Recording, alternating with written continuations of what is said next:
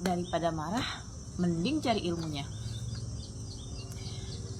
Ini berdasarkan pengalaman ya. Jadi saya seperti journaling ya, mengumpulkan jejak langkah saya selama kurang lebih 2 tahun ini. Yang pertama adalah self awareness, mengenal diri kita. Karena siapa yang mengenal dirinya, maka dia akan mengenal Tuhan. Siapa yang mengenal dirinya, maka dia akan mencari makna, mencintai takdir dirinya di hari ini. Itu yang saya jalani. Ya memang proses untuk mengenal diri ini panjang. Saya harus ikut training, saya harus ketemu beberapa mentor, dan saya bukan tipe yang puas dengan satu hal gitu, satu ilmu gitu. Saya lebih senang mengcompare, saya lebih senang mengambil hikmah itu dari kisah-kisah kenabian, saya lebih senang membedah Quran, dan satu lagi, terbantu banget adanya TikTok. Jadi algoritma TikTok itu keluar sesuai yang kita cari gitu. Unik ya di TikTok tuh. Terus selanjutnya adalah self building, membangun diri kita, meningkatkan kualitas spiritual, meningkatkan kapasiti kita sebagai manusia gitu kan. Terus mengupgrade terus keilmuan intelektual kita gitu kan. Apapun, kalau kita memang hari ini kita diuji sama kegagalan bisnis, ya cari apa penyebab kita gagal kemarin gitu. Kalau kita diuji karena masalah anak-anak gitu, ya dicari juga gitu, apa yang menyebabkan kita gagal mendidik anak gitu kan. Kalau kegagalan itu karena relationship, hubungan kita sama pasangan gitu kan, perpisahan, kehilangan gitu kan, terus dihianati, terhianati, atau kita sendiri ternyata berpotensi mengkhianati gitu. Apa yang harus kita rubah, apa yang harus kita upgrade gitu kan di diri kita. Kenapa?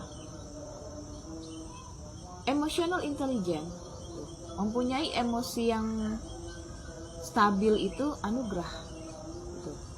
Kenapa? Ya karena kita sebagai manusia ini punya amanah yang Allah kasih, yang Tuhan kasih, amanah untuk menyeimbangkan kehidupan gitu ya. Terus selanjutnya adalah tahu kapasitas diri kita. Jadi boundaries ya. Kalau kita tahu batasan kita, kita akan lebih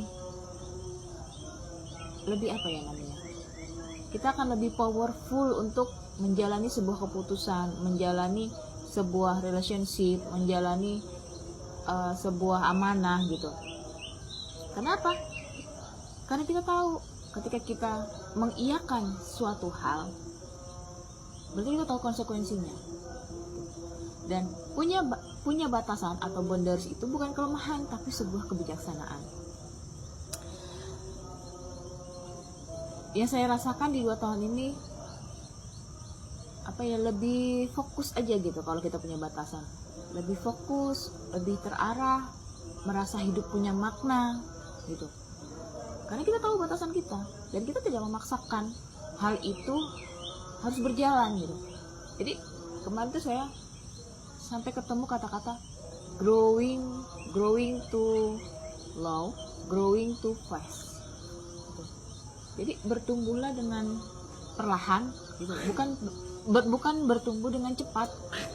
Karena segala yang instan itu ternyata tidak baik gitu, ya kan? Yang instan itu kan nggak baik ya. Jadi saya lebih sekarang perlahan untuk memaknai hidup gitu, dan merasakan diri saya secara utuh. Lalu akhirnya terbentuklah harga diri gitu, kemuliaan diri kita. Ketika kita sudah tahu batasan diri kita, maka harga diri itu akan terbentuk dengan sendirinya. Kita merasa mulia bukan karena stigma orang lain, tapi mulia karena kita tahu kita mulia gitu. Ya. Kalau kita sudah di tahap itu, yakin deh, confidence itu sendirinya akan keluar. Percaya diri kita jadi tinggi gitu. Seperti hal saya Yasin ya. Saya tuh senang gitu. Senang mencari tempat seperti ini ya, bersatu dengan alam gitu. Saya grounding, berasa saya itu masih manusia, saya itu masih di bumi gitu ya. Saya itu masih memijak tanah gitu. Jadi bersatu dengan alam seperti ini nih, hijau, memandang hijau, itu rasanya teduh banget, tenang banget. Nah, apa sih yang kita cari di hidup ini? Tenang gitu ya, tenang loh. Kalau tenang kita bahagia, happiness gitu. Kalau kita bahagia, rezeki insya Allah datang tuh. Terus sering memandang warna hijau itu membuat kita merendah ya. Hati kita tuh jadi merasa kita tuh bukan apa-apa, rendah hati lah. Jadi apa ya, tawakal gitu. Seperti yang saya jalanin 2 tahun ini di sujud terakhir saya, surat At-Tolaq ayat 2 dan 3. Wa may yattaqillaha yaj'al lahu makhraja. Ya, teman-teman tahu ya. Itu saya sematkan di status saya.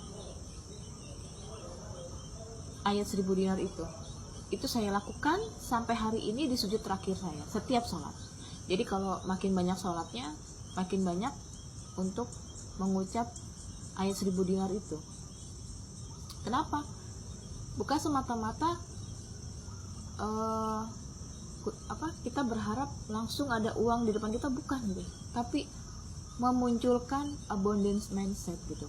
Mental keberlimpahan itu yang harus kita jaga sebagai seorang muslimah, sebagai seorang ibu ya, sebagai seorang perempuan yang mempunyai harga diri yang tinggi ya. Dijaga deh mental keberlimpahan itu. Maka dari itu semua saya merasakan ada kebangkitan spiritual. Kebangkitan spiritual yang saya rasakan itu lagi-lagi pondasinya adalah agama.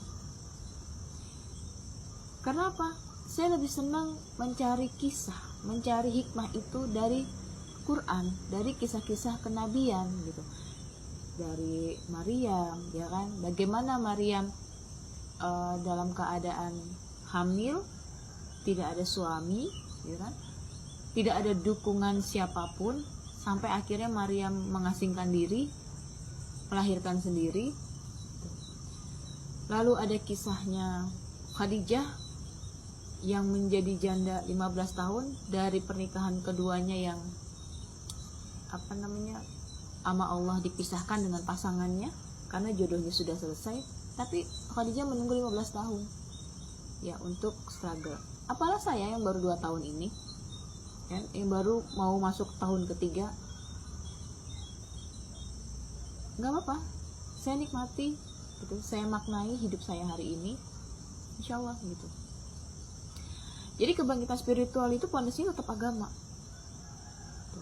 Walaupun ada ya berseliweran nih di TikTok, kebangkitan spiritual itu bukan agama gitu, saya nggak setuju gitu. Karena kebangkitan spiritual itu pondasinya adalah agama. Apapun agama kalian ya.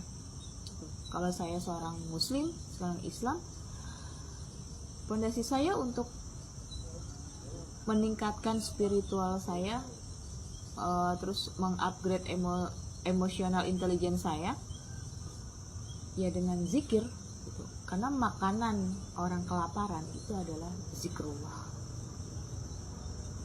Jadi apa?